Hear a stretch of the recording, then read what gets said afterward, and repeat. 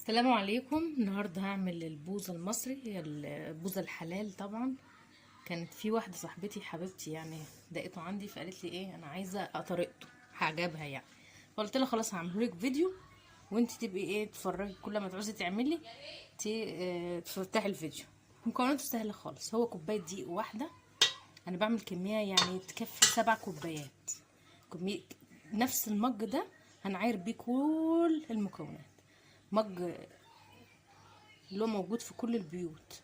المهم يبقى كل المكونات بكوبايه واحده وخلاص، ايا كانت الكوبايه. كوبايه دقيق،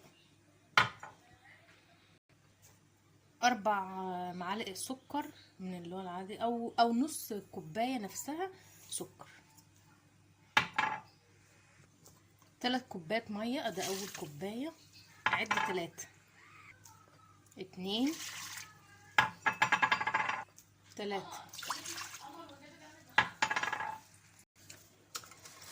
نجيب بقى مضرب سلك او معلقه خشب، اي حاجه، ونقلب المكونات كلها قبل ما نحطها على النار، لانها لو حطيناها على النار هتتكلكع. لكن تقلب الدقيق في الميه كده لحد ما يبقى مفيش فيه كلاكيع خالص، يبقى كده ايه تحطه على النار بس ببساطه خالص.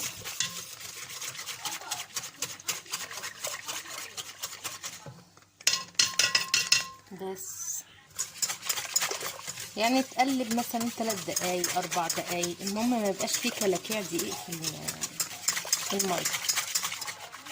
كده خلاص تمام. هحطها على النار بقى واكمل تقليب بس على النار. كمل تقليب، حطيتها على النار اهي. هفضل اقلب لحد ما تجمد، يعني تبقى قوامها زي قوام البشاميل كده.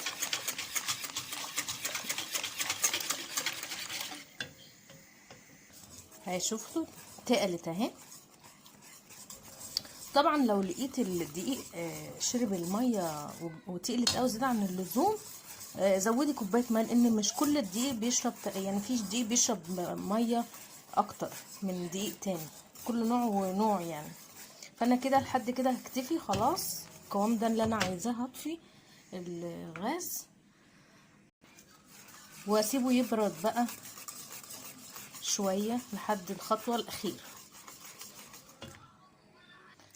المرحله الاخيره بقى اللي هي التخمير. هجيب معلقه خميره فوريه، هي دي كانت اخر حبه في الكيس، يعني تقريبا معلقه، ومعلقه سكر بس، واسيبهم يقلبهم كده مع بعض. واضيف امتى بقى؟ هضيف الخميره دي على المزيج اللي احنا عملناه ده، الدقيق بالميه بالسكر. لازم استنى لما ده يخمر، يبرد خالص خالص. ليه؟ لان لو حطيت الخميره عليه وهو سخن دلوقتي، الخميره هتموت ومش هينفش معايا ولا يعمل المشروب اللي احنا هنعمله ده. فاستنى ده يبرد، اضيف الخميره، هتكون حتى كوبايه الخميره ايه اختمرت وبقت حلوه كده. خلاص الكوبايه خمرت ودي بردت نهائي تماما، لان ما ينفعش احطها وهي سخنه. هزود بس كيس فانيليا في الاخر كده عشان طعم الفانيليا يفضل ثابت. هفتح كيس الفانيليا ده عشان يبقى ريحته ثابته. كوبايه الخميره اهي. طبعا احنا في الحر النار الحاجه بتخمر بسرعه. هضيفها كل الكوبايه دي على الخليط واقلب واستنى ايه النتيجه تخمر بقى. ولازم تعملها او تعمليها في حله واسعه كده، لان هيبقى فيه ايه المقدار ده كله هيزيد. فلو عملتيها في حله صغيره او طبق صغير هيندلق ممكن على الارض، لكن عاملاها في حله واسعه اهي. واسيبها تخمر بقى لمده، طبعا في الحر اللي احنا فيه ده هيخمر اقل من نص ساعه، لان احنا درجه الحراره عندنا اكتر من 42 درجه. خلاص انا قلبت اهو بقى كده كفايه عليها. هسيبها برغم ان هي لسه معموله وما خمرتش والله، لكن ريحه الخليط بقى بوظه يعني. والله الحاجات دي احسن يا جماعه من الايس كريم والحلويات اللي احنا بنجيبها لاولادنا. ودي بقى لما تحطها في التلاجة بعد ما تخمر تبقى احسن من الايس كريم والله. هغطيها بقى لحد ما تخمر كده. مر ساعه. كل ما هتسيبها اكتر طبعا شايفين حجمها زاد شويه وعملت فقاعات كده. والحله بعد ما كانت في ارضيتها بقت علت عن النص كمان، اكتر من النص اهي. كل ما تقعد اكتر كل ما ايه هتزيد اكتر.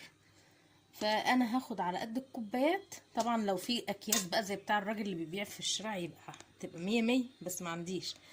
انا هعمل في الكوبايات. طبعا المشروب ده بيتقدم ساقع، فانا حطيت تلج اهو على بال ما احط الباقي ايه في التلاجة. ولا اروع من كده. وده احلى حاجة للصيف اللي احنا عايشين فيه ده. تتقدم بقى ساقعة كده وبشاليمو او بالمعلقة، تبقى الاتنين اجمل من بعض. احط بقى المقدار ده كله في رف التلاجة علشان ايه يبقى يتقدم ساعة احسن. انا حطيت هنا تلج بس بألف هنا لما تدوقوه. جربوها وما تنسوناش في اللايك. السلام عليكم.